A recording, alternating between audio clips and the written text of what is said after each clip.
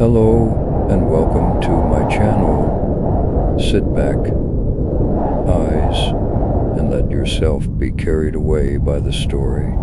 First, subscribe my channel and don't forget to leave a comment. Don't long before cities rose from the earth, before first fields were sound or the first wheel turned, human beings endured winters of extraordinary brutality. We are speaking of a world tens of thousands of years ago, the Paleolithic era, an age shaped by glaciers and governed by forces beyond any human control. To understand how children survived the freezing nights of that ancient world, we must first understand the world itself. During the last glacial maximum, roughly 20,000 years ago, vast ice sheets stretched across of the northern hemisphere. Average temperatures in what is now Europe and Central Asia could plunge to levels that modern people rarely experience. Not merely cold, but existentially cold, the kind of cold that kills within hours if shelter is not found. And yet, through all of this, small bands of Homo sapiens not only endured but thrived, spreading across continents, raising children, developing art, language, and ritual. The question of how they did it so is not merely academic. It is the story of every human being alive today. Children, in particular, occupy a uniquely vulnerable position in any survival scenario. Their bodies are smaller, their surface area to volume ratio is higher, and their ability to thermoregulate, to maintain a stable internal body temperature, is less developed than that of adults. In extreme cold, a child loses heat far more rapidly than a grown person. Without intervention, hypothermia sets in quickly. Yet children survived. They survived in caves carved by water through limestone mountains, in rock shires overlooking frozen valleys, in pit houses dug into earth itself. How? The answer lies in a remarkable convergence of biology, community, technology, and accumulated human knowledge passed from one generation to the next. The cave was not simply in a rock. For the people who inhabited it, the most sophisticated shelter available, a deep cave maintains a relatively stable internal temperature year-round, typically hovering near the mean annual surface temperature of the region, which in many parts of Ice Age Europe was well above the lethal outdoor temperatures of midwinter. A cave that sits at 5 or 6 degrees Celsius when the outside world to -20 or -30 becomes, by comparison, a sanctuary of warmth. It is not comfortable by any modern standard, but it is survivable, and for a community with fire and furs and the body heat of many people gathered together, it becomes something more.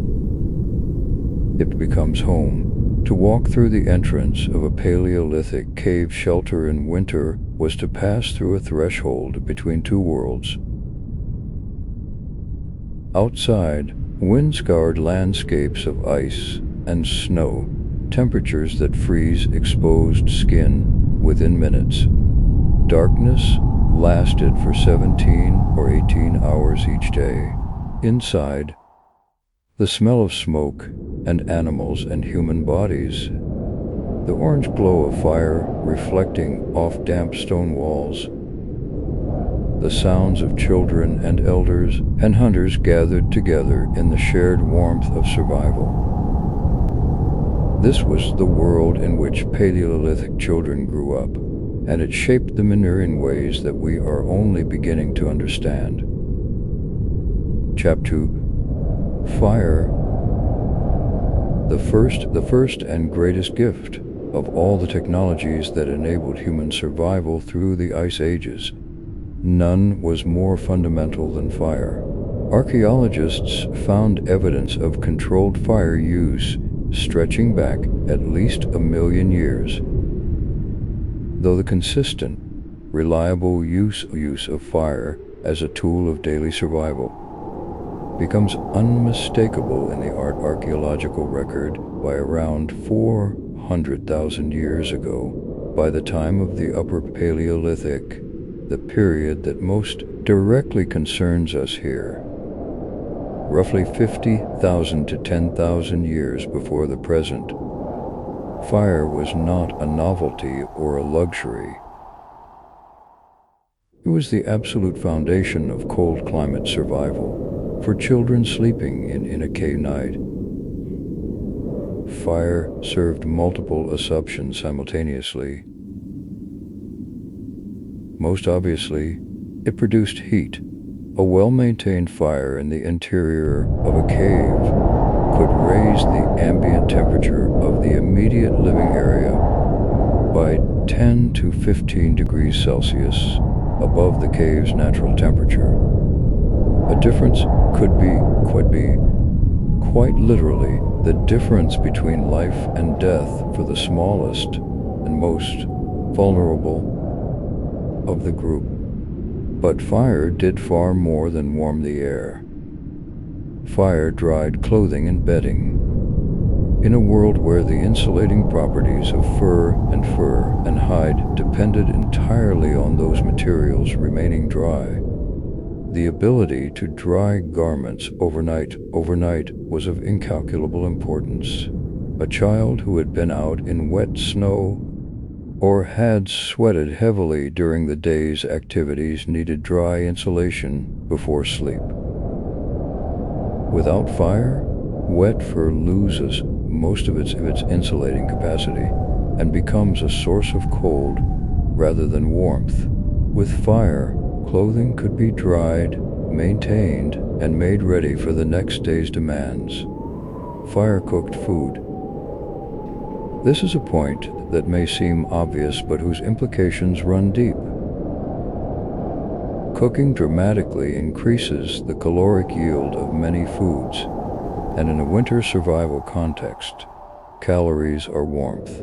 The body generates heat by metabolizing food, and a child who has eaten a hot, calorie-dense meal before sleep is far better positioned to maintain body temperature through the night than one who has eaten nothing or eaten only raw, cold food. The cooking of marrow, the fatty interior of large animal bones, was particularly important, as marrow is extraordinarily calorie-dense and was a prized food source for Paleolithic peoples across much of the world. Fire also took predators away. In the Ice Age landscape, the cave was a shelter from more than weather. Wolves, cave lions, hyenas, and bears all posed genuine threats to human communities, particularly to children, who were the most vulnerable targets. A fire burning at the cave entrance, or within the cave itself, created a barrier that most predators were unwilling to cross.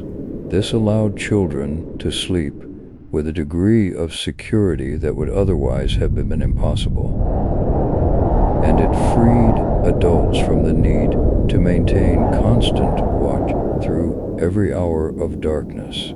The technology of fire making itself was a form of knowledge that had to be transmitted from generation to generation. And children were part of this transmission process.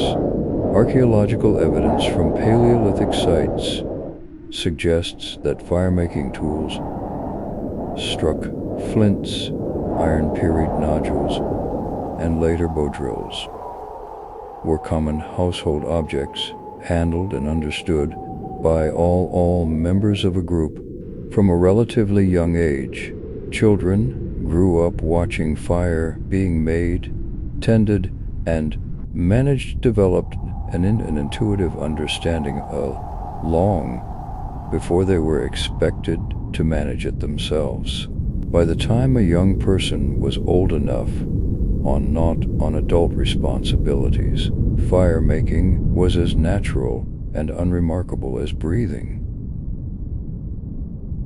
The placement of fire within cave shelters was not random. Excavations at sites such as Kebara Cave in Israel,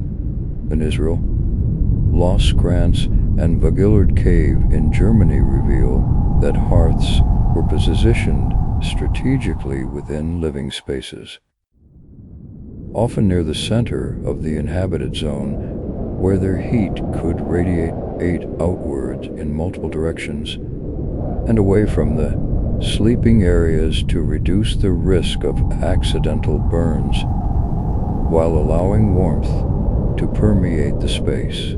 The management of smoke was a genuine challenge and in enclosed environments, and there is evidence that Paleolithic people understood this problem and responded to it, choosing caves with natural ventilation, positioning fires where air currents would carry smoke toward exit, and sometimes creating ventilation channels in rock shelters to improve airflow.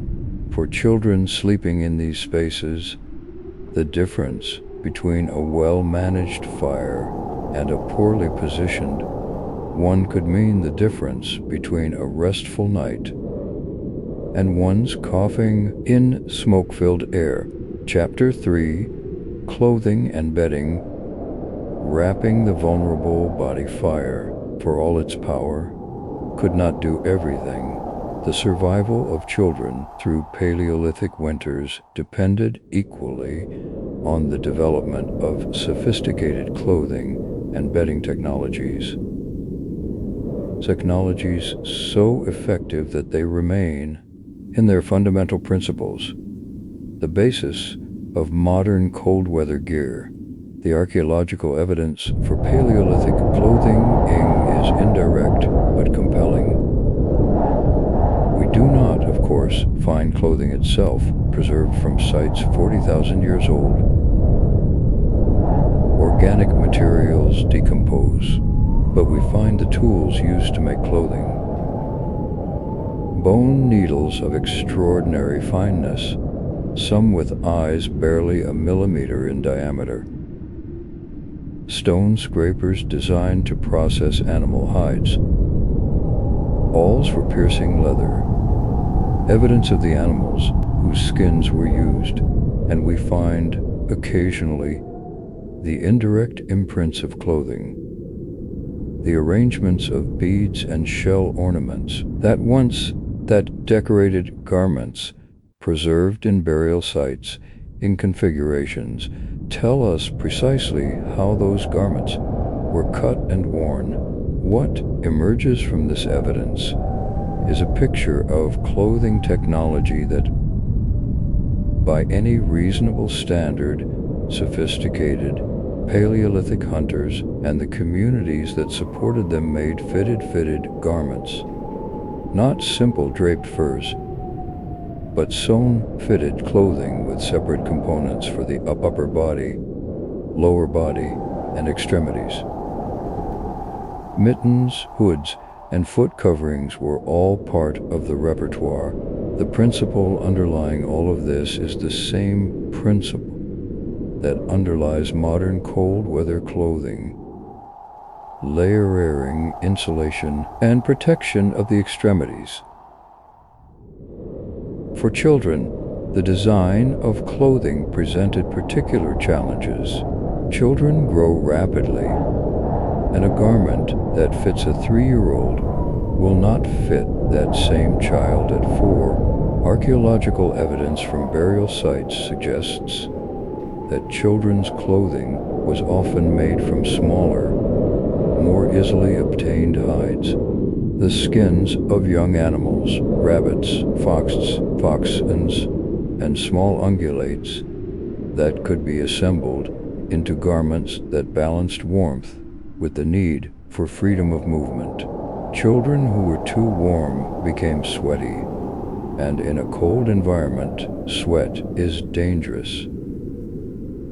It wicks heat away from the body with terrifying efficiency. Children's clothing had to be designed to allow activity without overheating, while still providing adequate protection during periods of inactivity and sleep. The management of sleep warmth was solved primarily through communal bedding.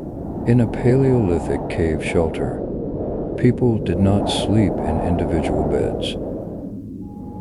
They slept together, families and groups clustered on prepared sleeping surfaces covered with animal skins, plant materials, and whatever or other insulating substances were available. Children slept in the warmest positions, surrounded the bodies of adults whose metabolic heat helped maintain the temperature of the shared sleeping mass. This practice, which continues in many traditional cults today, is not a sign of poverty or primitive conditions. It is a highly effective cold weather survival strategy. The preparation of sleeping surfaces was itself a technology. Excavations at sites such as Sibadu Cave in South Africa, admittedly not a cold climate site, but instructive in its preservation, have revealed that ancient people used layers of plant material as bedding, sometimes including plants with insecticidal properties that helped control parasites.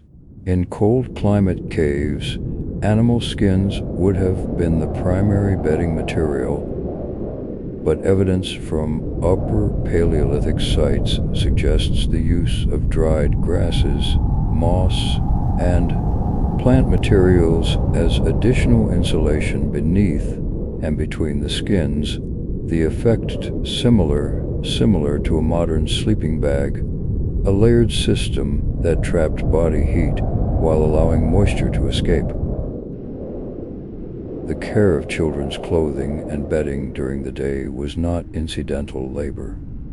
It was, in a survival context, as important as hunting or food preparation. Wet or damaged clothing repaired slowly around an evening fire.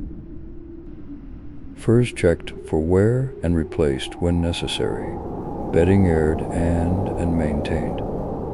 These were the daily tasks that kept children alive through winter after winter, and they were tasks performed primarily by the community as a whole, with older children, grandparents, and adults who were not engaged in the day's hunting or foraging, all contributing to the maintenance of the material infrastructure of survival. Part 2.0: The Architecture of Warmth, Caves, Shelters, and the Living Space.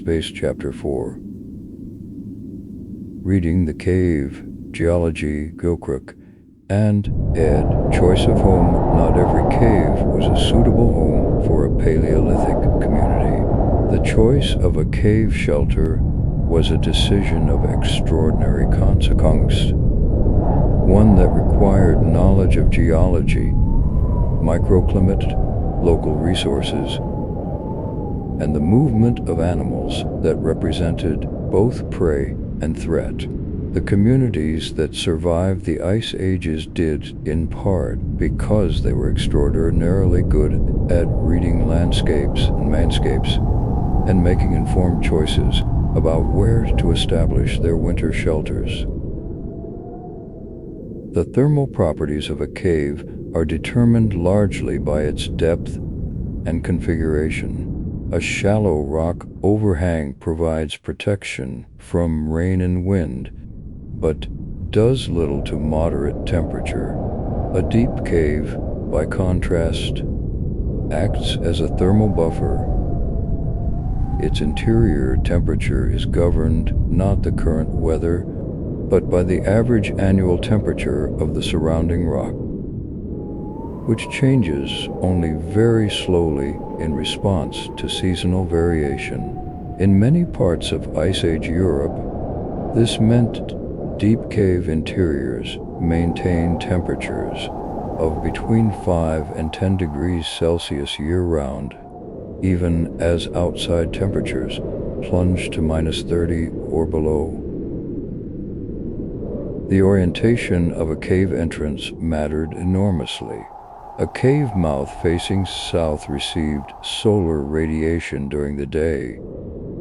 Even the weak, low-angle,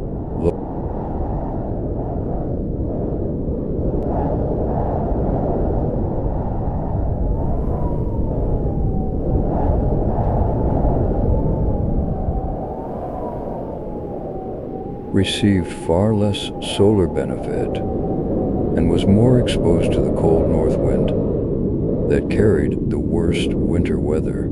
Archaeological surveys have confirmed that Paleolithic habitation sites are dips proportionally found in south and southwest facing locations, a pattern that reflects not coincidence, but the accumulated wisdom of generations of people who had learned through experience and observation, which orientations produced the most survivable conditions. Water was another critical factor. A cave that flooded seasonally was of little use as a winter shelter. A cave with a reliable freshwater source nearby, a stream that did not freeze, was worth enormous effort to occupy and defend. In winter, when the energy cost of melting snow for water is significant, and when dehydration is a genuine danger that cold weather can mask, access to liquid water was a life or death consideration. The interior layout of a cave shelter tells us a great deal about how Paleolithic communities organized their living spaces. Excavations at well-preserved sites reveal consistent patterns. Hearths positioned for maximum heat distribution and minimum smoke accumulation. Work areas clustered near the light of the fire or cave entrance. Sleeping areas positioned deeper in the cave where temperatures were more stable. Middens, refuse deposits, located near the entrance where waste could be managed without contaminating the living space. These are not random arrangements. A sophisticated understanding of the cave's microclimate and a conscious effort to optimize the living environment for the community's most vulnerable members. Children occupied the warmest and safest sleeping positions. The deep interior, oiled, that seeped in through the cave mouth, surrounded by the bodies of adults. Infants were carried against the bodies of their mothers, or other caregivers. Next to skin, using carrying devices made from woven plant fibers or strips of hide. Devices functionally similar to the baby carriers used in traditional cultures today.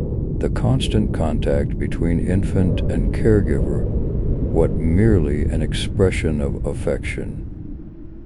It was a thermoregulatory strategy, using the adult's body heat to maintain the infant's core temperature without requiring additional fuel. The management of the cave environment itself was an ongoing project.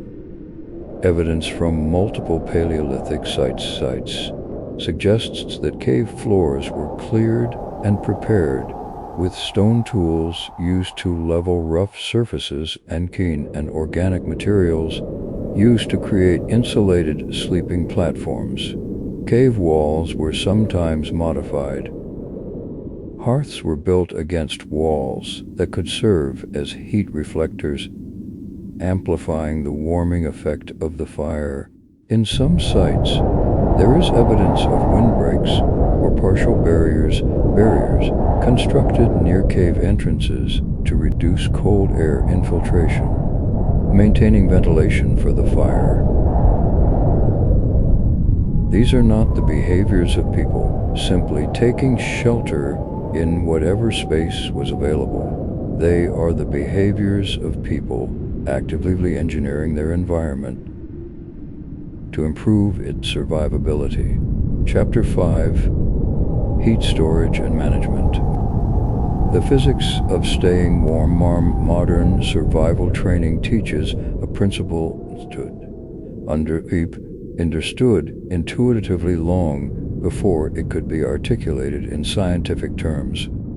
Staying warm is not just about generating heat, it is about storing it and preventing its loss. The entire architecture of a Paleolithic winter shelter, the cave, the fire, the clothing, the bedding, the sleeping arrangements, can be understood as a system for managing the flow of thermal energy.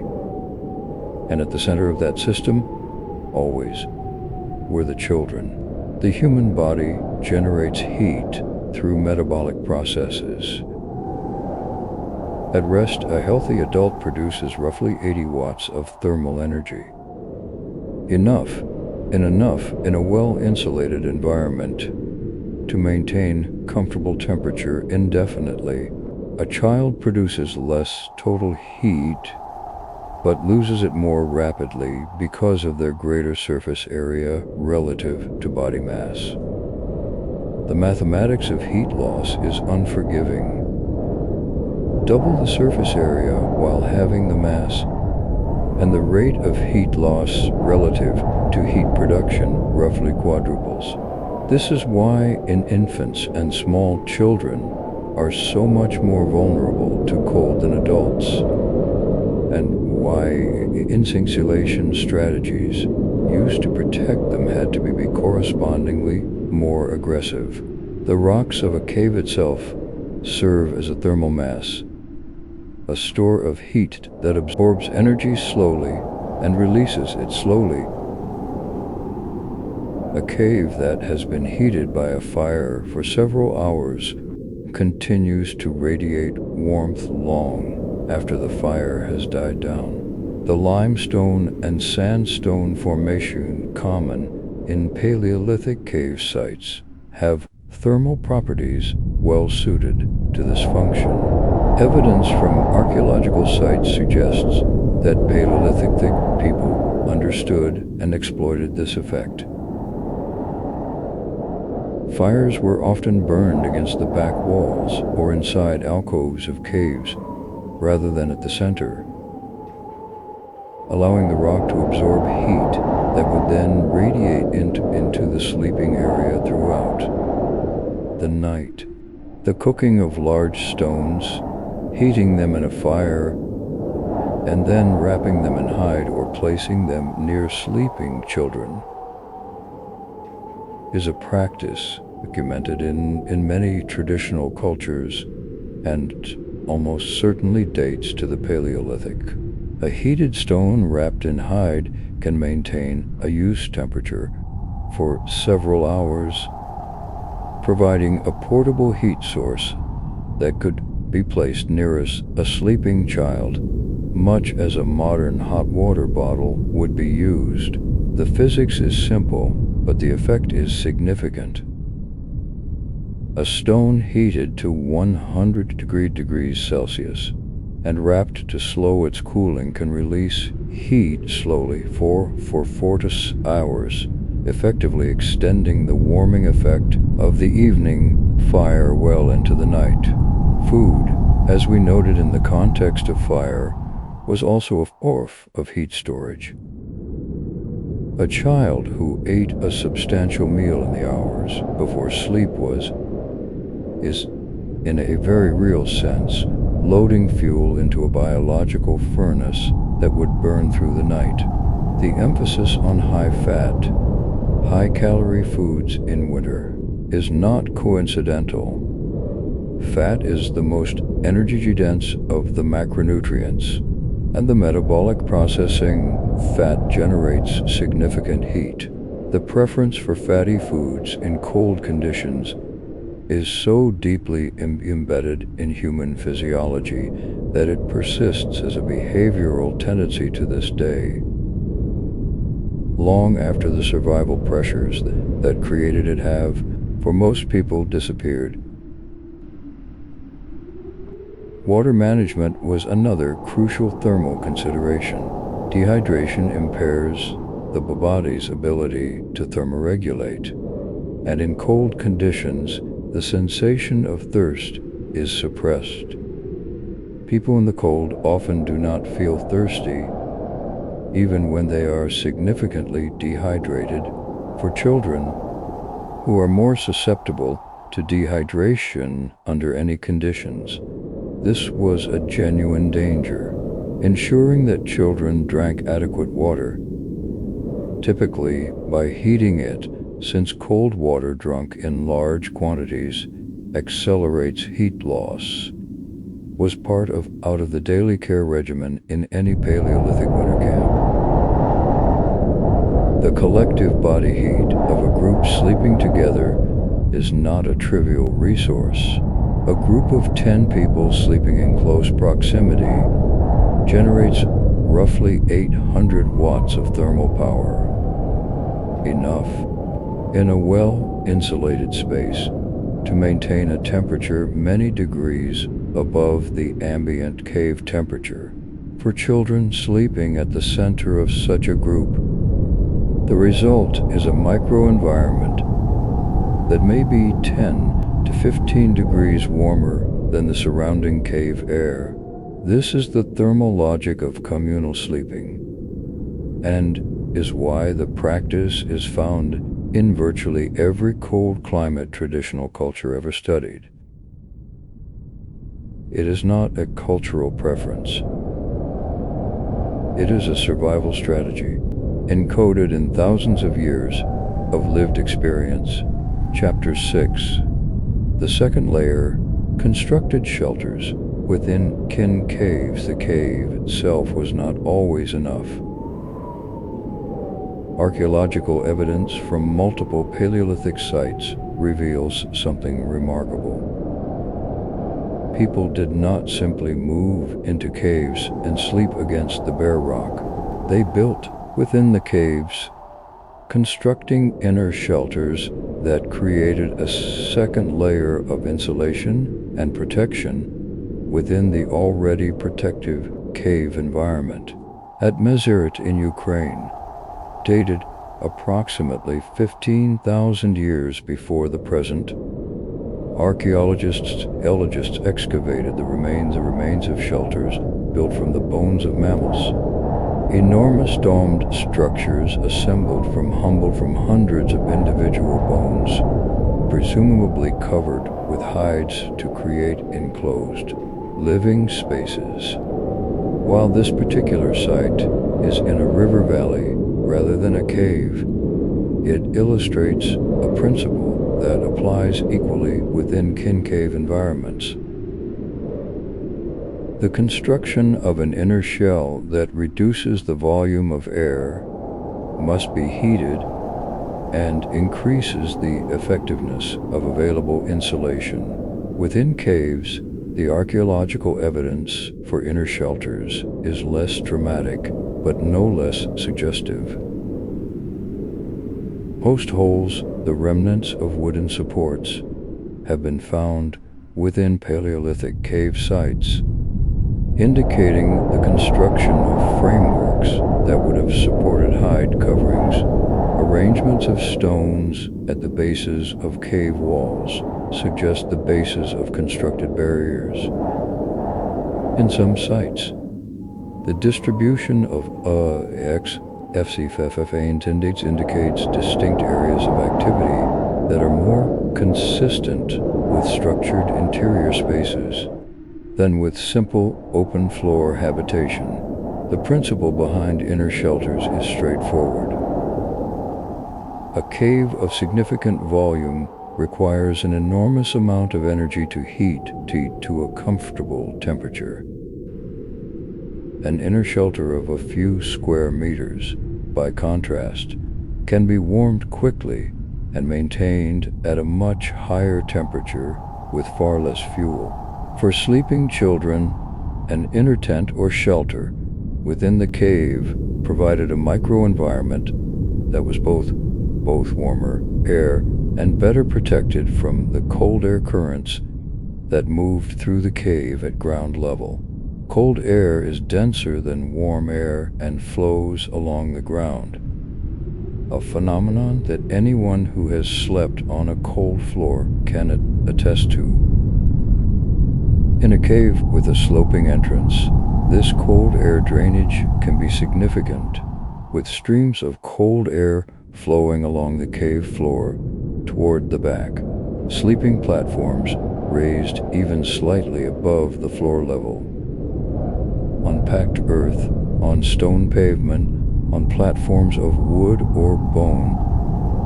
Reduced exposure to this floor-level cold. The use of raised sleeping surfaces is documented in archaeological sites from multiple continents and time periods, and its thermologic is sound.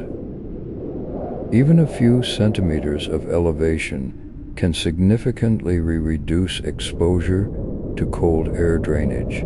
The construction and maintenance of these inner shelters in Assyria was a community responsibility, but it was a responsibility that fell particularly heavily on those members of the group whose primary role was the care of children. Typically, though not exclusively, women and older adults. The maintenance of a warm, dry sleeping space for children was not supplementary labor. It was in the calculus of survival as important as the hunting of game or the gathering of plant food. Communities that failed to maintain adequate shelter for their children died out. Communities that succeeded passed their knowledge and their genes to the next generation. The materials used in construction reflected intimate knowledge of the local environment. Wood, where available, was used for frames and fuel. Stone was used for windbreaks, hearth surrounds, and platforms.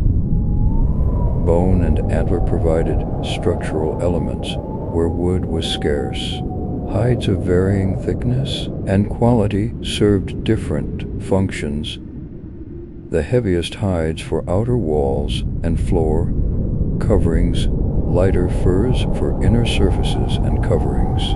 The moss, dried grass, and other plant materials available in the local environment were used as additional insulation, stuffed into gaps, layered beneath sleeping surfaces, and woven into supplementary coverings. What emerges from all of this is not a picture of helpless people barely surviving through luck and endurance.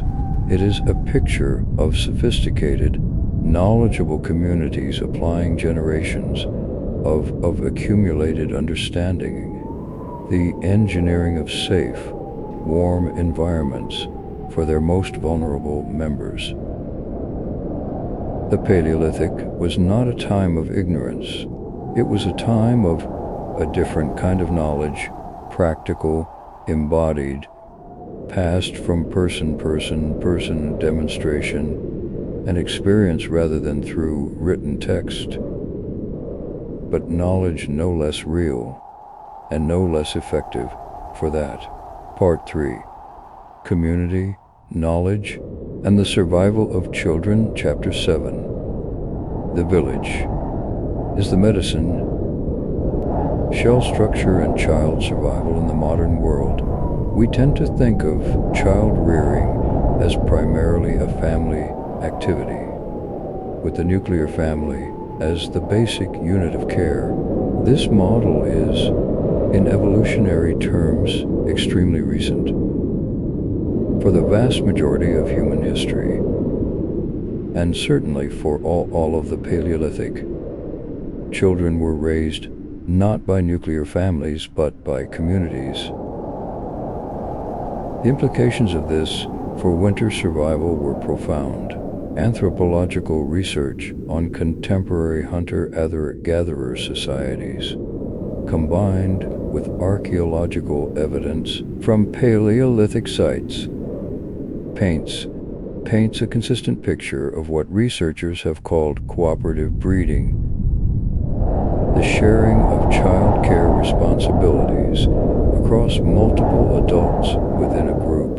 In this model, the biological mother of a child is one of several caregivers, supported by grandmothers, aunts, older siblings, and unrelated adults who all contribute to the feeding, warming, protection, and socialization of the group's children.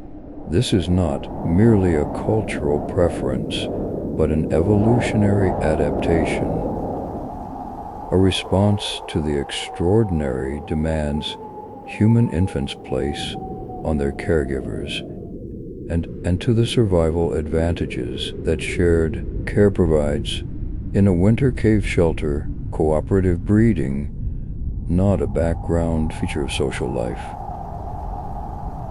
It was a constant, active, essential practice. When a mother needed to leave the shelter to gather firewood or ice fish through a frozen river, another adult, a grandmother, an aunt, an older child, took over the thermal management of the infant she left behind. When a child was sick or injured, multiple adults with knowledge of medicinal plants and healing practices attended to the treatment. When food was scarce, the group's resources were directed toward the youngest and most vulnerable members first. The role of grandmothers in Paleolithic child survival deserves particular attention.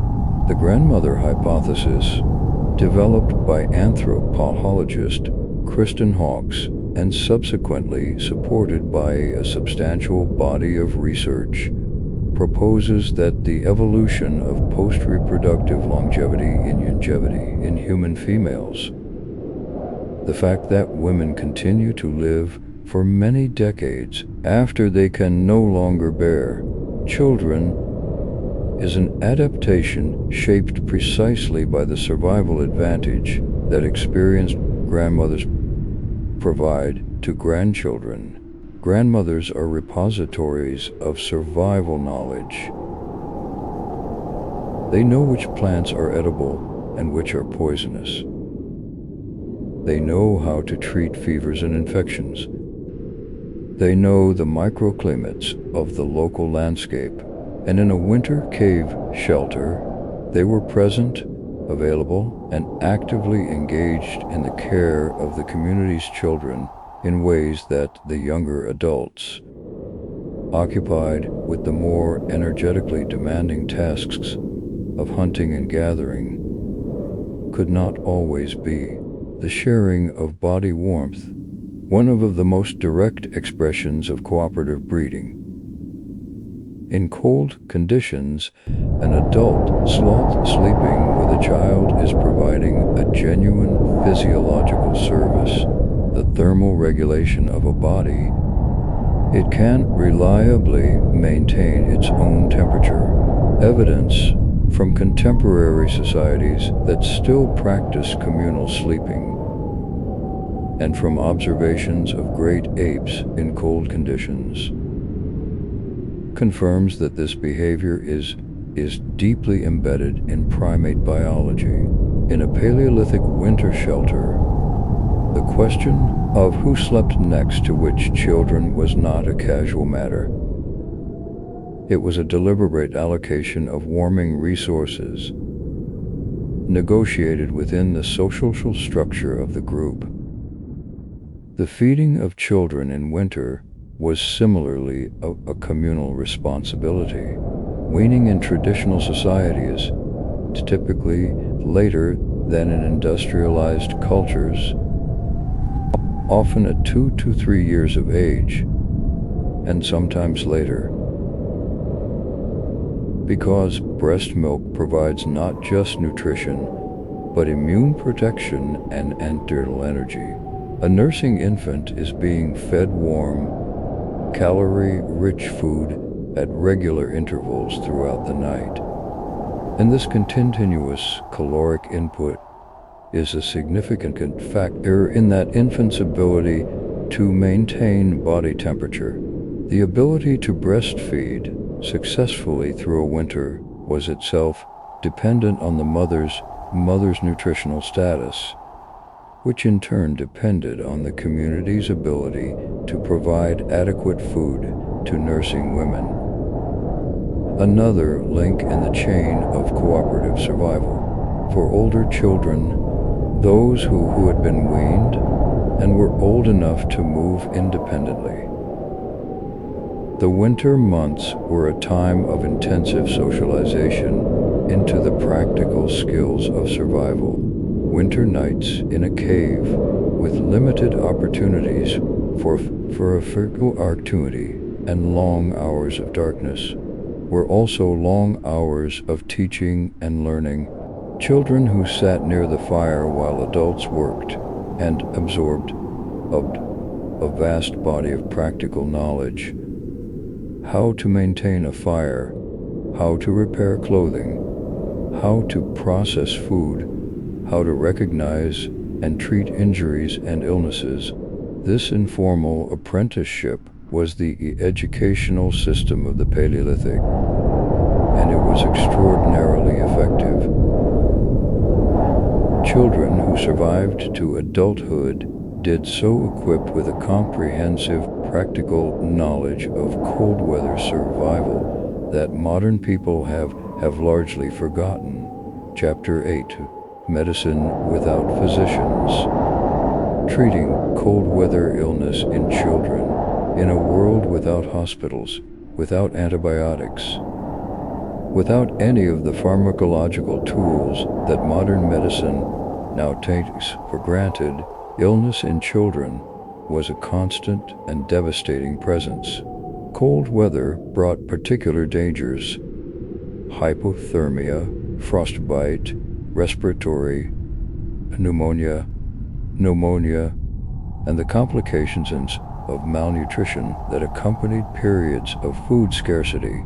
How Paleolithic communities responded to these threats tells a great deal about the sophistication of their medical knowledge. The treatment of hypothermia. The dangerous lowering of core body temperature required immediate recognition and response.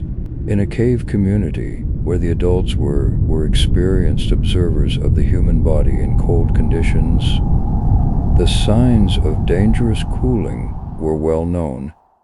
Shivering that then stops, confusion, drowsiness, pallor, and the troubling paradoxical and undressing behavior that occurs in severe hypothermia, where the victim's confused nervous system causes them to feel hot and remove their clothing.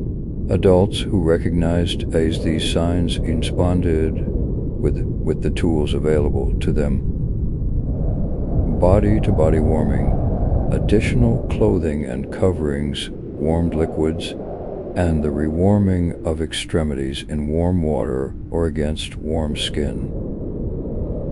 The treatment of frostbite similarly relied on ancient knowledge.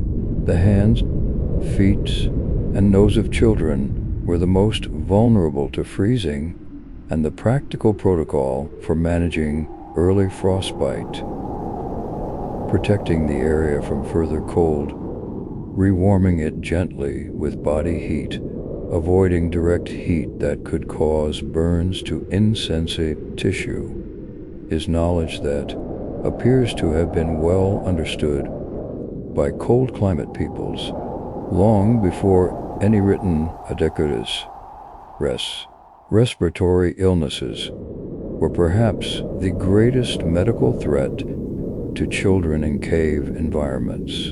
The combination of cold, close quarters, smoke, and the suppression of immune function by physical and nutritional stress created conditions in which respiratory infections spread easily and could rapidly become life-threatening, particularly in young children.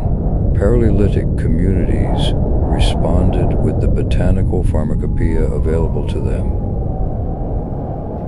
an array of plant-based treatments that modern pharmacological has, in many cases, confirmed to have genuine therapeutic value.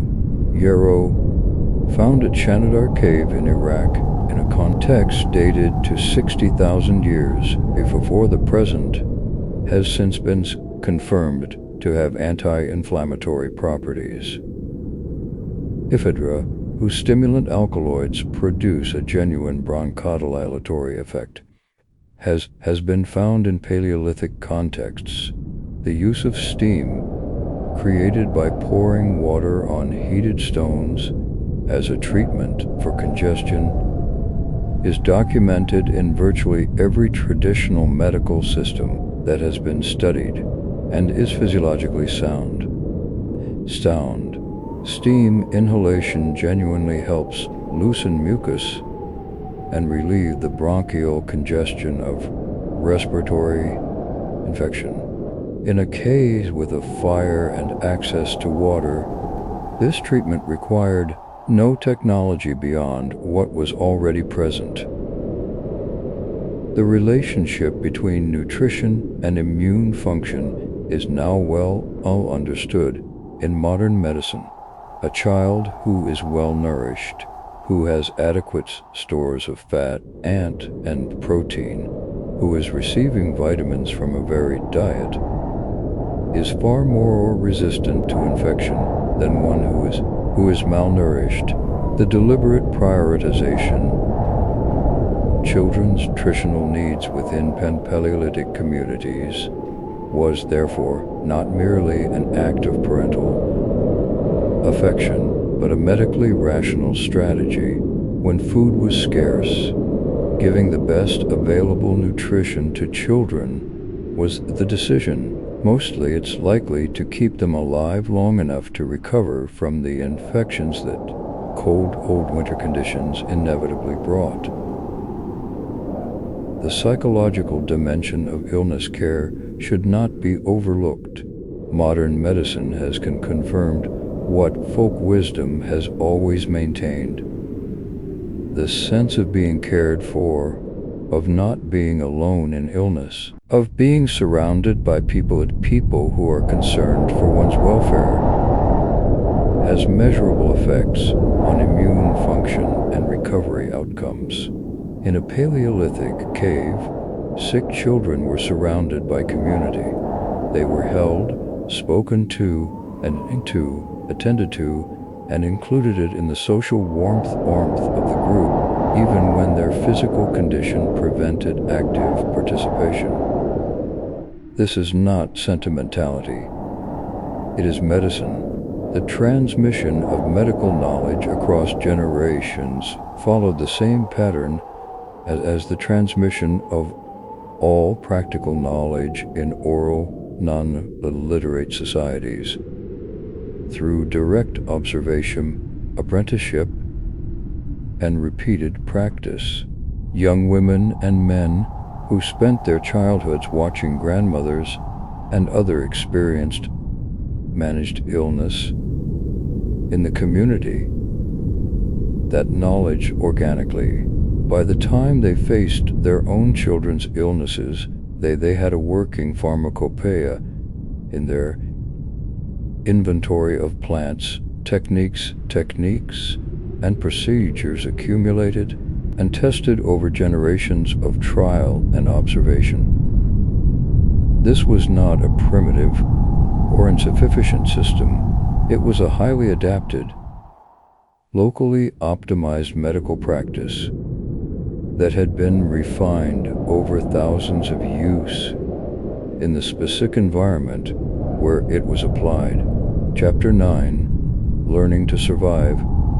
Children as active participants in their own survival. We risk, in discussing the survival of Paleolithic, treating them highly as passive recipients of adult care, fragile objects to be warmed and fed and protected by the competent adults around them.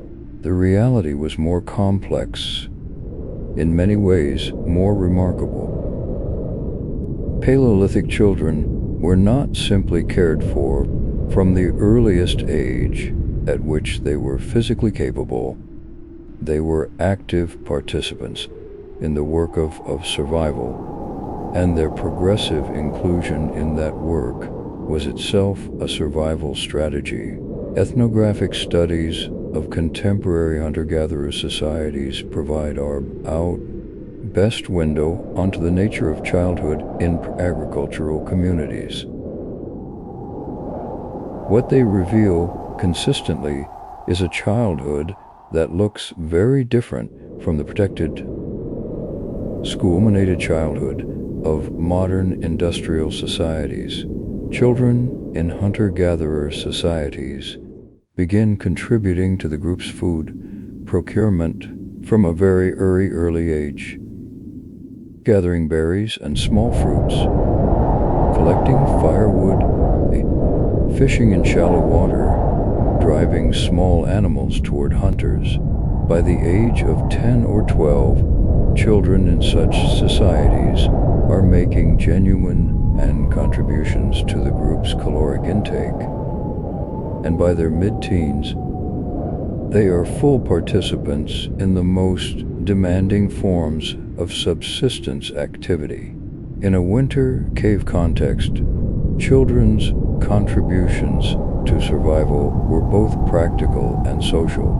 Practically, children old enough to manage tasks were assigned tasks, maintaining the fire when adults were occupied with other work, fetching water, processing smaller pieces of food, tending to younger children, monitoring and adjusting coverings as temperatures changed through the night.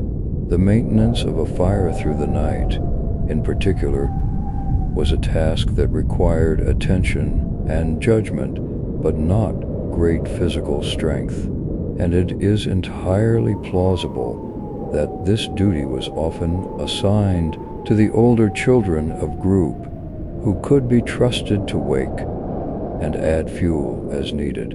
The play of Paleolithic children was also not entirely separate from survival preparation.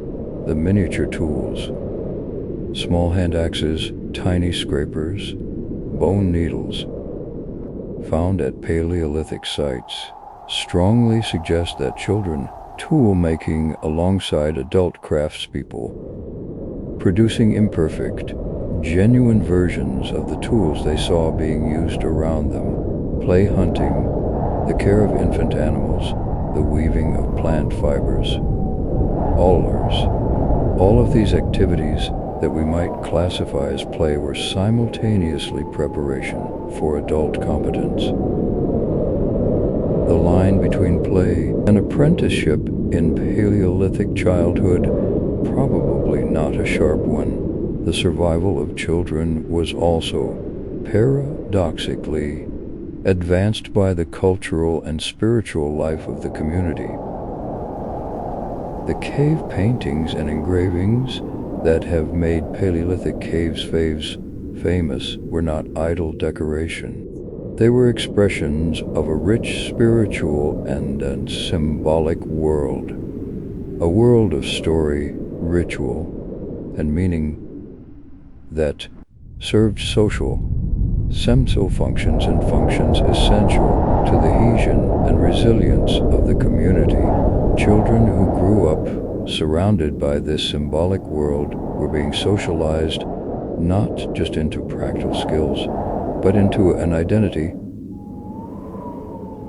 A sense of belonging to a community, of being part of a story that was larger than the individual, of having a place in a cosmos that made sense in conditions of genuine existential threat. This psychological and spiritual dimension of childhood experience was not a luxury. It was part of what made survival possible. The songs sung to children in the darkness of winter caves, lullabies that served both to comfort the child and to mark the passage of the night's hours. The stories told around the fire that embedded practical survival knowledge in memorable narratives. The rituals that marked the transitions of childhood and adolescence. All of these were parts of the cultural technology of survival. They maintained the social bonds that cooperative breeding depended upon. They transmitted the accumulated knowledge of the community in forms that could be remembered and retrieved. They gave children the psychological resilience to endure conditions that modern people would find unimaginable. And they gave them a reason to endure them.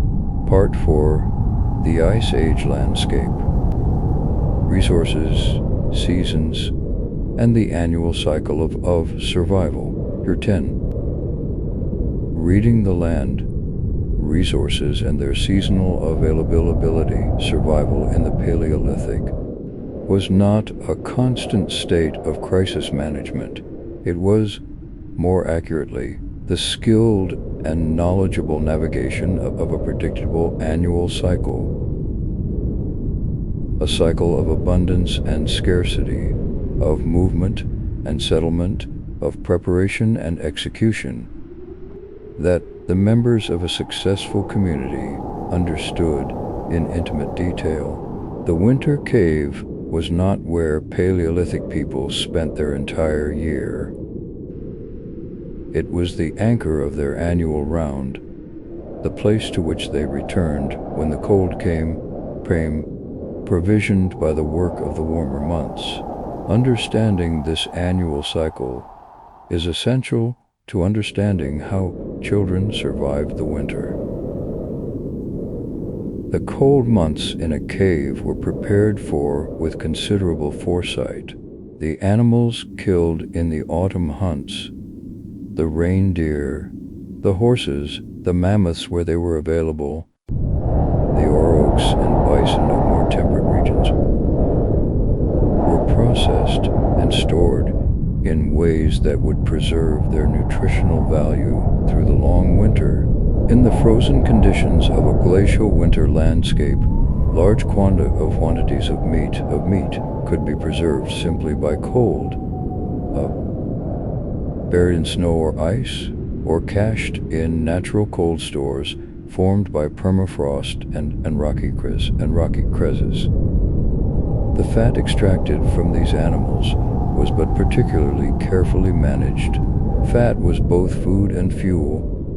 It was used in lamps, which provided warmth in the darkness of the cave.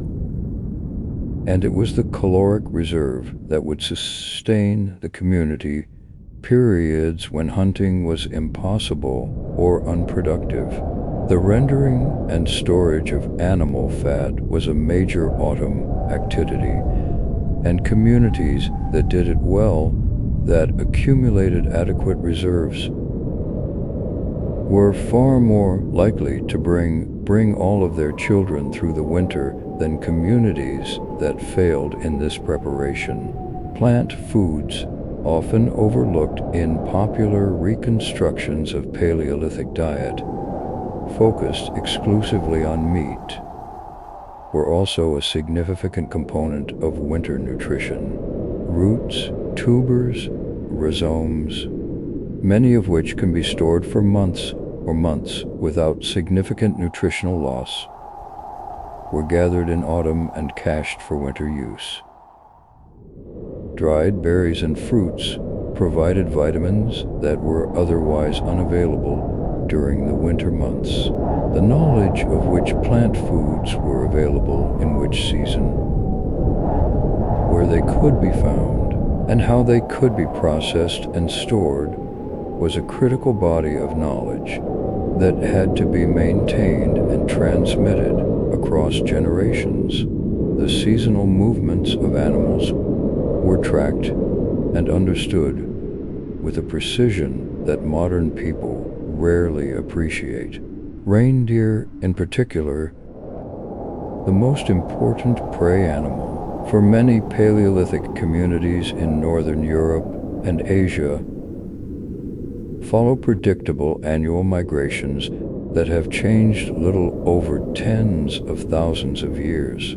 Communities that understood these migrations, that knew where the herds would be in autumn, which routes they would follow, where they could be most efficiently intercepted, were able to provision themselves for winter with far greater reliability than communities that hunted opportunistically. The knowledge of animal behavior was not just hunting skill. It was the foundation of food security. The timing of the transition to winter quarters was also a strategic decision. Moving too early meant leaving behind the resources of the autumn landscape before they had been fully exploited. Moving too late meant being caught by the onset of winter weather with inadequate provisions, facing a dangerous journey in deteriorating conditions with children in tow. The reading of environmental indicators, the behavior of animals, the patterns of the sky, the feel of the air that guided this decision was accumulated across generations and refined through long experience. It was knowledge as sophisticated and as practically essential as any knowledge possessed by modern meteorologists. The cave, in this context, is less a shelter of desperation than a deliberate seasonal facility, chosen, prepared, provisioned, and inhabited as part of a carefully managed annual cycle.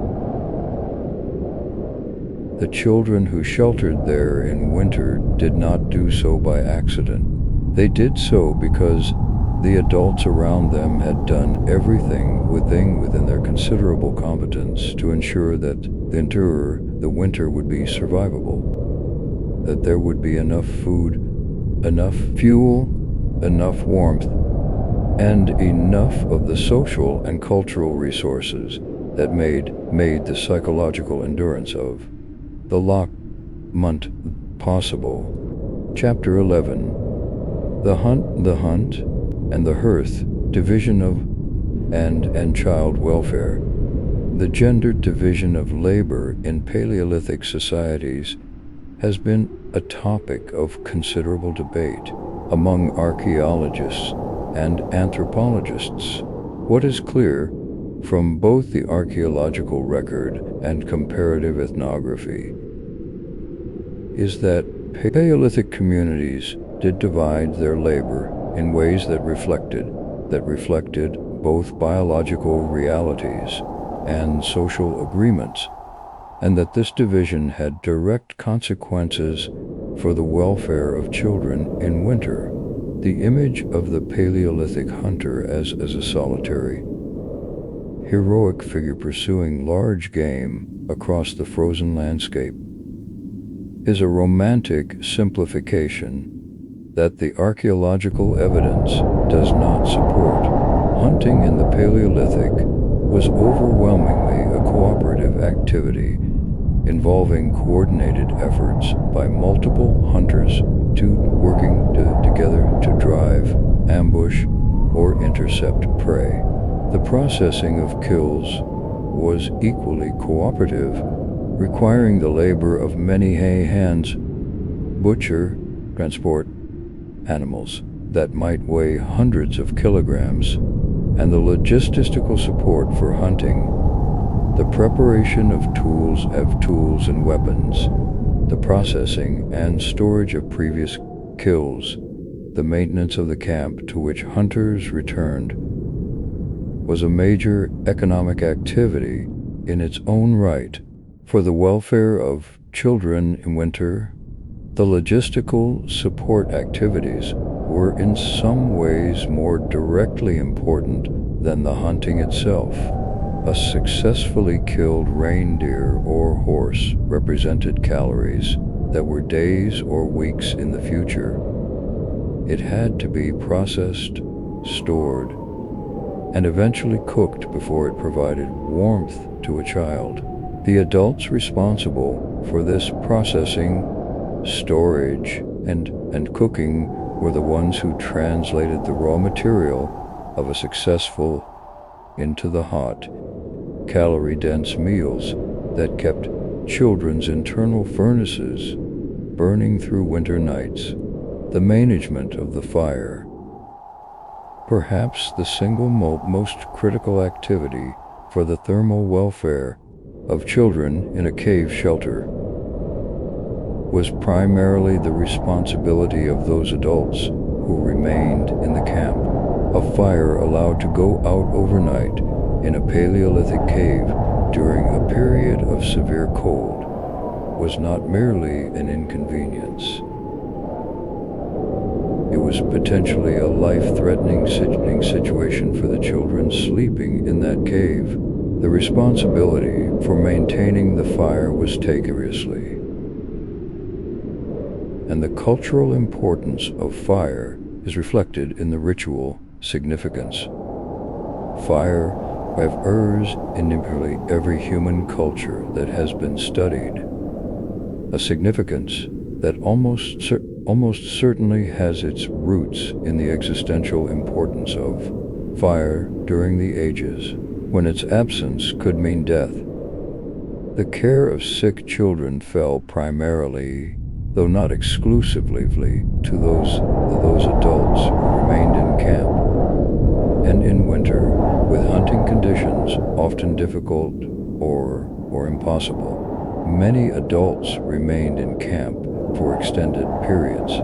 The concentrated presence of experienced caregivers during the winter months was essential for source, a period of intensive care and socialization that was structurally built into the Paleolithic annual cycle, not by intention, but by the logic of the season. The seasonal intensification of social life in winter camps has been documented in contemporary forager societies and is strongly suggested by the archaeological record of Paleolithic caves.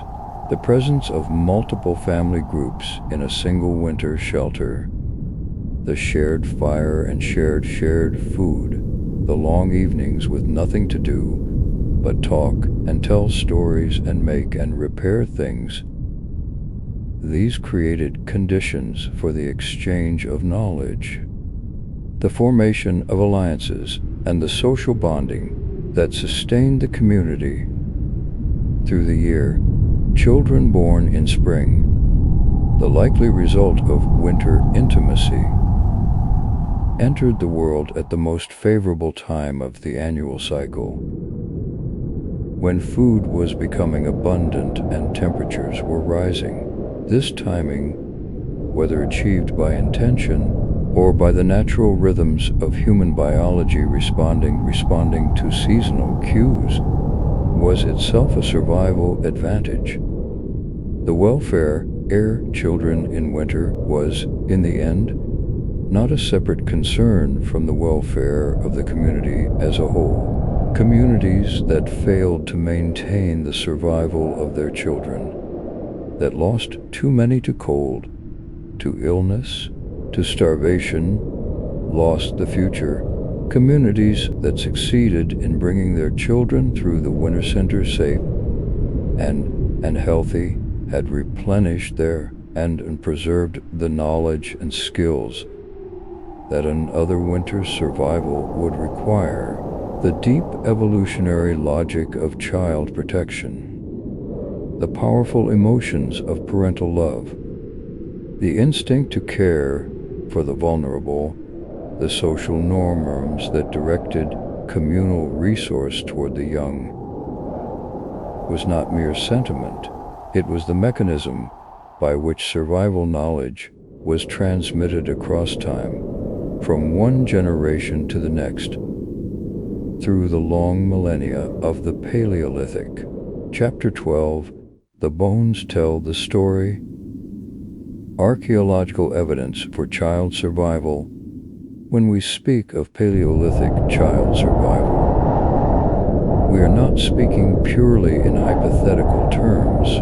The bones of Paleolithic children have been found in cave sites across Europe, Asia, and beyond, and they tell a story. Incomplete, partial, filtered through the biases of preservation and recovery. Of how children lived and died in the ancient world. Paleopathological analysis. The study of disease and injury preserved in ancient skeletal remains has revealed a great deal about the health status of Paleolithic children. Harris lines, which are bands of denser bone visible in X-rays, ways of long bones, formed during periods of growth arrest, caused by illness, malnutrition, or severe physical stress. Their presence in Paleolithic children's bones tells that these children experienced periods of hardship, probably every winter, certainly during famines, illness outbreaks. Their absence in individuals who survive to adulthood tells us that these periods of hardship were survived, that the body recovered, and that the community provided the support necessary for recovery.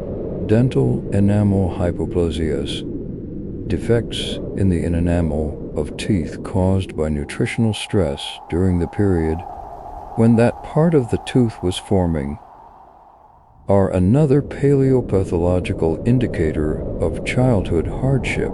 Analysis of Paleolithic skeletal material from cave sites shows that these defects are common, but their distribution across the permanent teeth, which form at known times during childhood development, can be used to identify the ages at which children experienced the most severe stress. In many sites, the evidence suggests that early winter was the period of greatest stress, consistent with what we would expect from the seasonal patterns of food availability and environmental cold. The evidence of healed injuries in Paleolithic children's bones is equally informative. Fractures that healed cleanly, infections that resolved without leaving permanent damage, developmental abnormalities that were survived due to adulthood. All of these are evidence of survival, of care, of communities that provided the support necessary for injured and ill children to recover. The Shanidar individual, an adult male, Neanderthal, not a Homo sapiens, relevant to the broader question of archaic human care, showed ends of multifarious injuries, including the loss of functional use of his right arm, that had been survived for what appeared to be a significant period. The implication is unmistakable. This individual was cared for by his community. He did not survive alone. The burial practices of Paleolithic peoples, the deliberate interment of the dead with grave goods, the positioning of bodies in ways that suggest ritual significance, the presence of ochre and ornaments, provide another window onto community attitudes toward death, and, by implication, toward the welfare of the living. The burials of children at Paleolithic sites are not uncommon, and they are often as elaborate as adult burials, sometimes more so. The child burial at Sungir in Russia, dated to approximately 30,000 years before the present, include 2 children entered head-to-head with an extraordinary array of grave goods. Ivory beads by the thousands, carved ivory sculptures, carved fox tooth ornaments, and weapons. Whatever the precise ritual significance of this burial, and scholars continue to debate it, it speaks unmistakably to the importance of children in the community's social and spiritual world. The evidence of use in cave sites is among the most consistent and informative archaeological data have. Hearths, the physical remains of fires, are found at virtually every Paleolithic cave habitation site, and their analysis tells us at the fuels used, the temperatures achieved, the duration of habitation, and the intensity of use. Microstratigraphic analysis of hearth sediments can distinguish between different episodes of fire use, tracking the pattern of fire management across the seasons and years. The evidence consistently shows that fire was maintained continuously in inhabited caves, lit occasionally, but kept burning, tended, and fed throughout the period of habitation. This continuous fire maintenance was the foundation of the thermal management system that kept children alive. The study of stable isotopes in Paleolithic human remains has opened new windows onto the diet and mobility. Carbon and nitrogen isotope ratios in bone collagen reflect diet consumed during the period of bone formation, allowing researchers to reconstruct the relative contributions of marine and terrestrial foods, of plant and animal protein, of different seasons' resources. Strontium isotopes in tooth enamel record the geographic location of the individual during childhood, allowing researchers to track patterns of movement across the landscape. What these analyses show consistently is that Paleolithic communities were mobile, resourceful, and flexible, moving across landscapes to exploit diverse resources, and their diets to seasonal availability, and managing the caloric and nutritional needs of their children with considerable sophistication. The bones, in short, do not tell a story of passive victims overwhelmed by an indifferent environment. They tell a story of survivors, of communities that faced extraordinary challenges and met them with intelligence, skill, cooperation, and the deep human capacity for care. The children whose remains we study were not simply the lucky few who happened to avoid the worst. They were the products of communities that worked deliberately and effectively to keep them alive. Part 5 echoes in the present what the ancient Gulf Code teaches us. Chapter 13. The Living Descendants. Traditional knowledge and modern understanding. The Paleolithic did not end cleanly.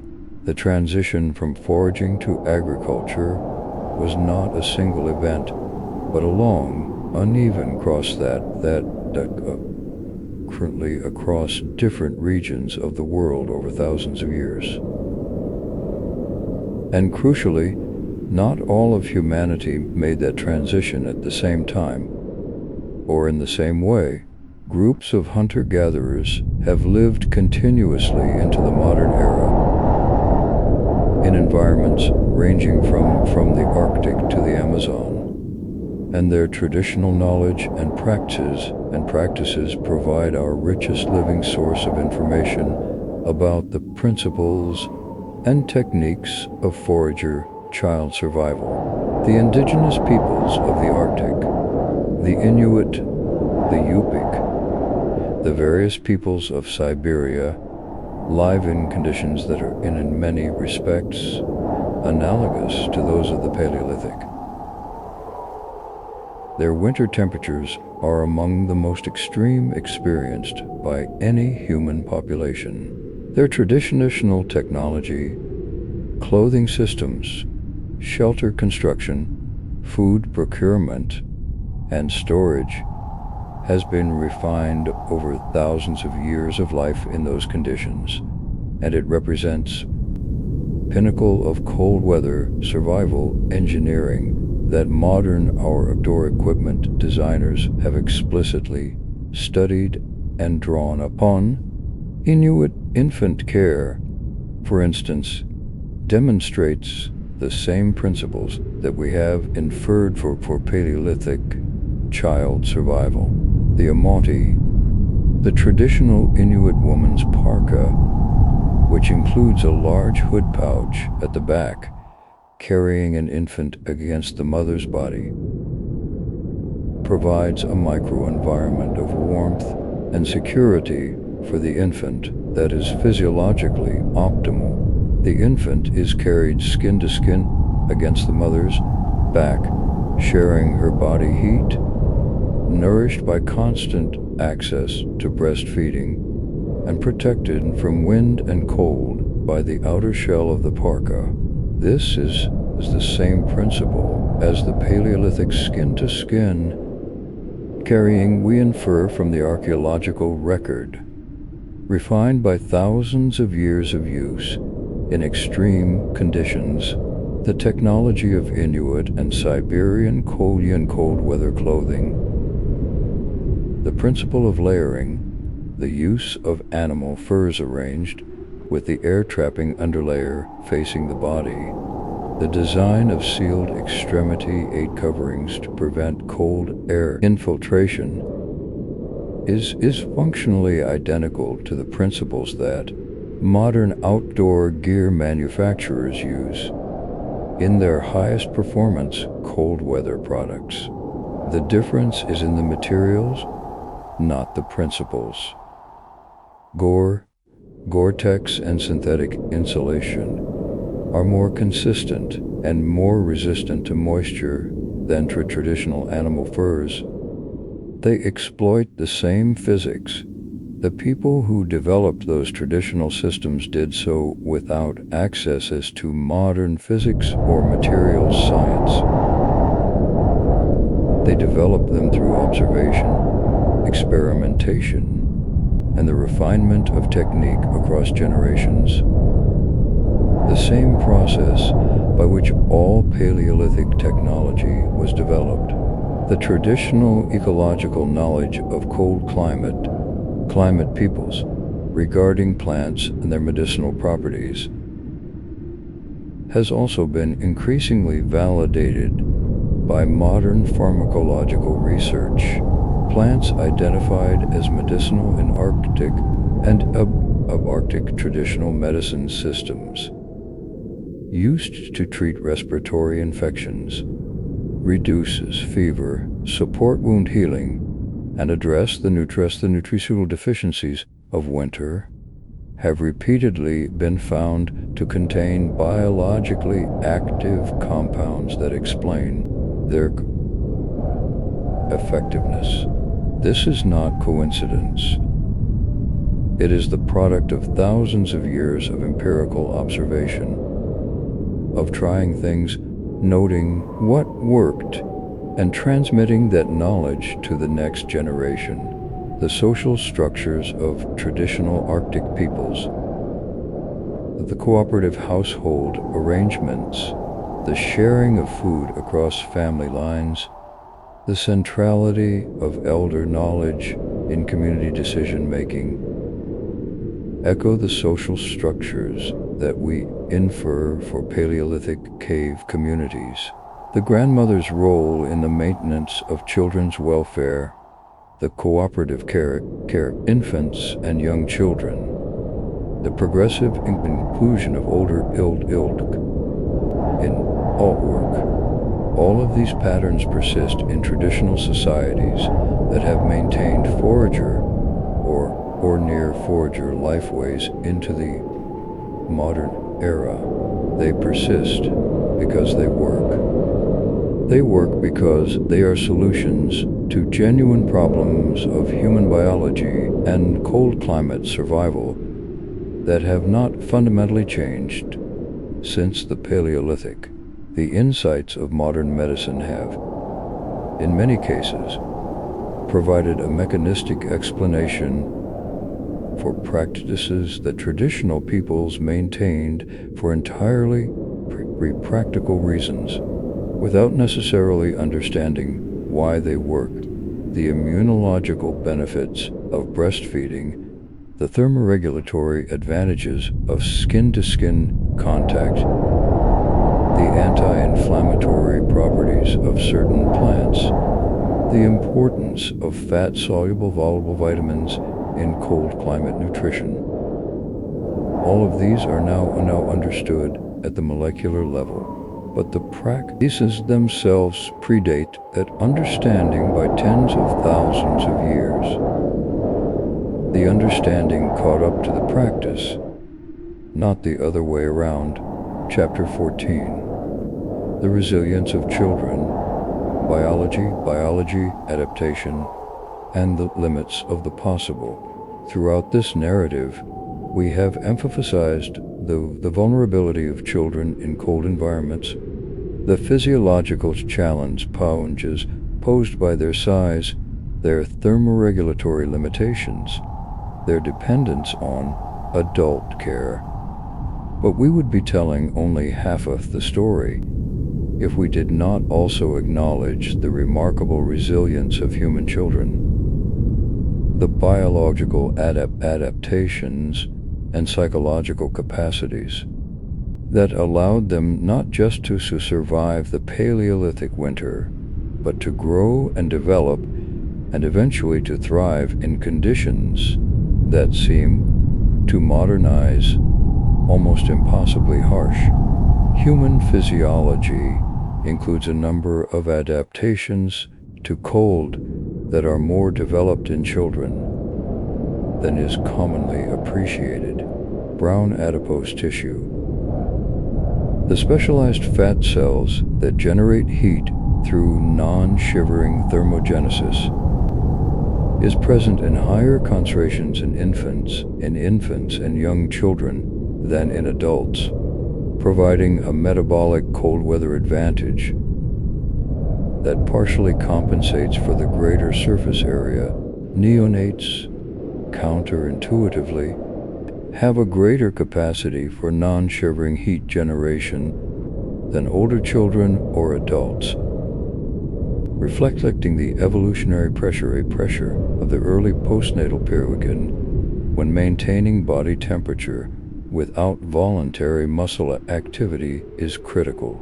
Acclimatization, the physiological adjustment of the body to chronic cold exposure, occurs in human beings of all ages, but it appears to be particularly pronounced when cold exposure begins in childhood. Research on populations with traditional cold climate lifeways has documented measurable physiological differences in peripheral circulation, metabolic rate, and cold tolerance thresholds compared to populations from warmer climates.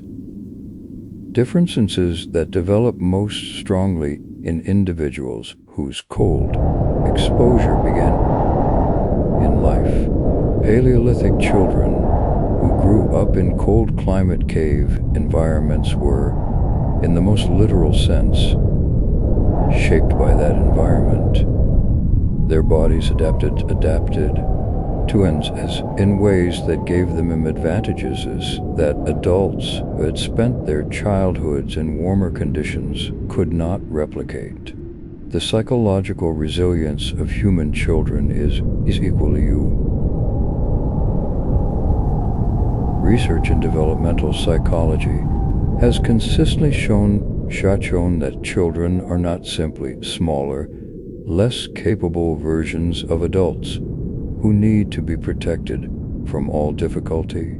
Children are, in important ways, better equipped adults to cope with hardship.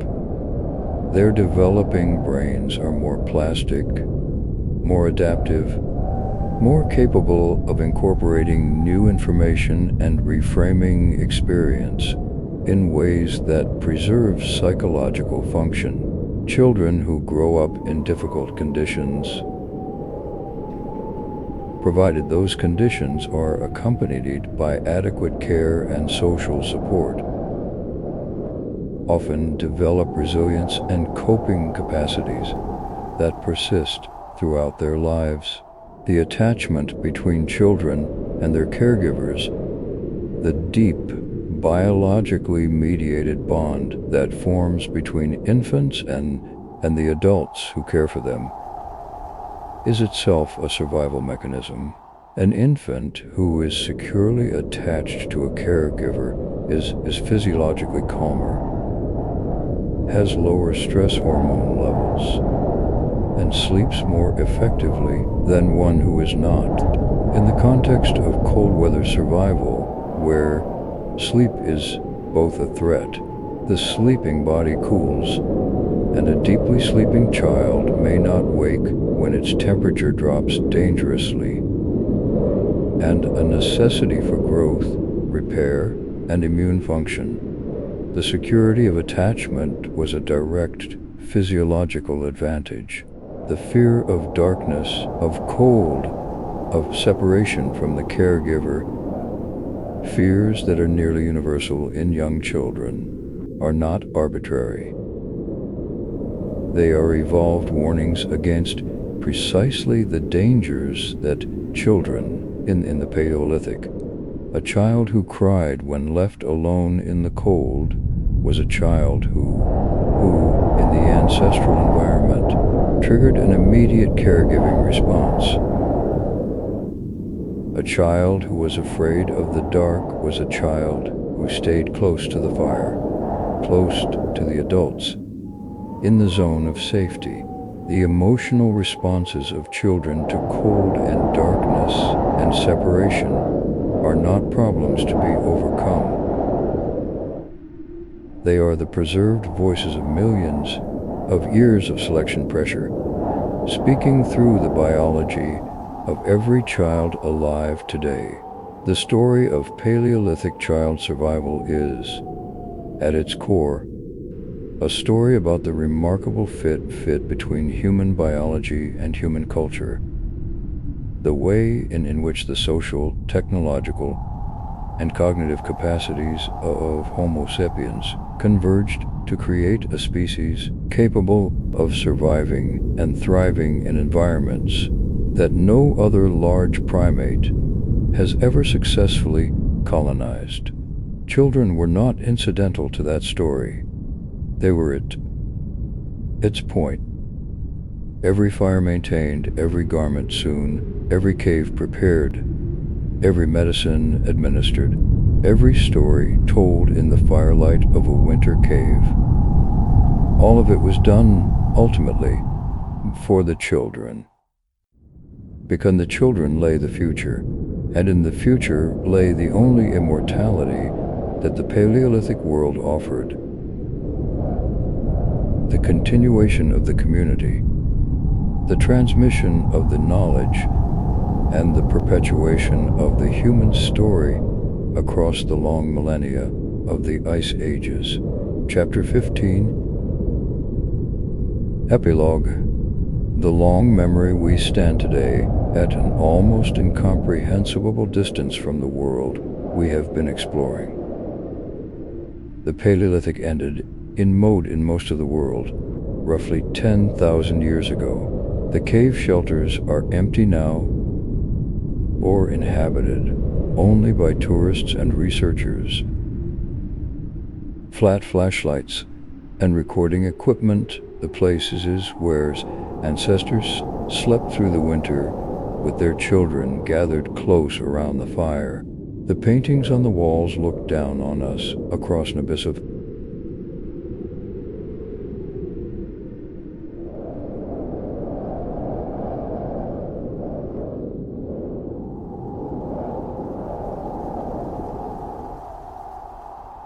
not metaphorically, not poetically, but literally. Their genes are our genes. Their brains are our brains. The same neural circuits that drove them to seek warmth and light and the closeness of their caregivers drive us today. The same hormones that flooded their bodies in response to cold and fear and the cries of their children flood our bodies today. We carry them within us every moment of every day in the depths of our biology.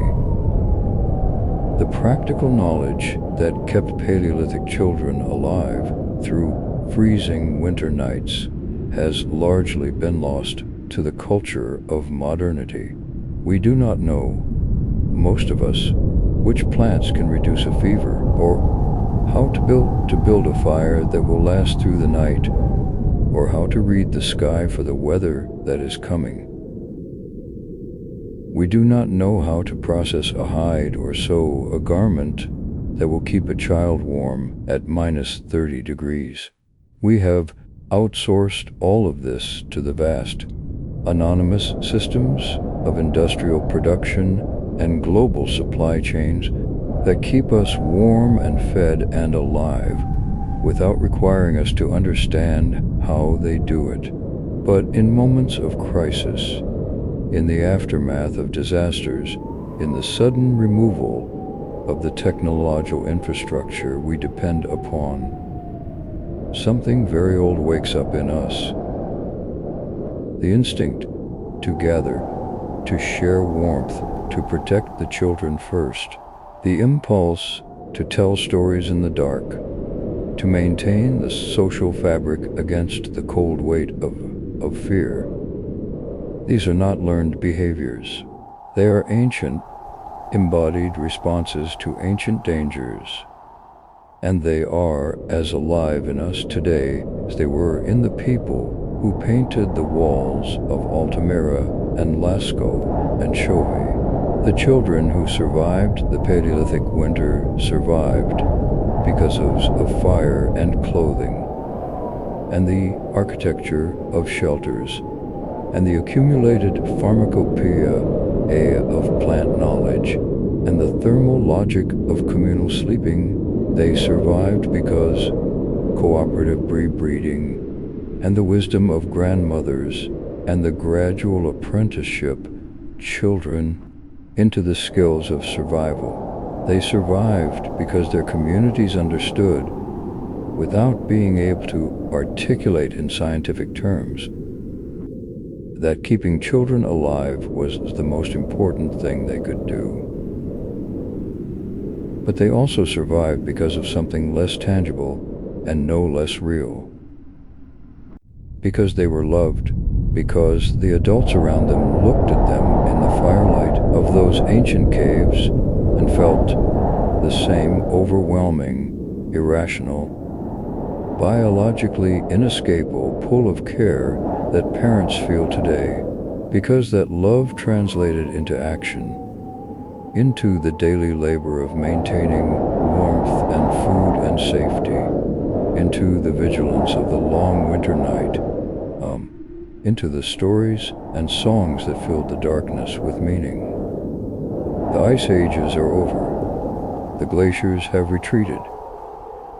The caves stand empty, but the children of the Paleolithic are still alive in us, in our biology, in our instincts, in the deep grammar of our social behavior. And the knowledge of how they survived is not, in the end, historical trivia. It is the story of how we became what we are. It is the story of every human being who has ever lived through a difficult winter with children, protect, and the will to see them through. It is perhaps the most human story of all.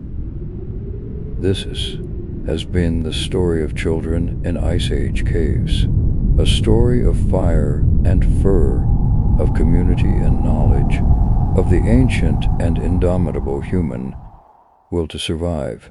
The darkness outside the cave may have been absolute, and the cold may lethal, but inside, in the circle of firelight, surrounded by the warmth of the people who loved them, the children of the Paleolithic slept and dreamed and woke to face another day.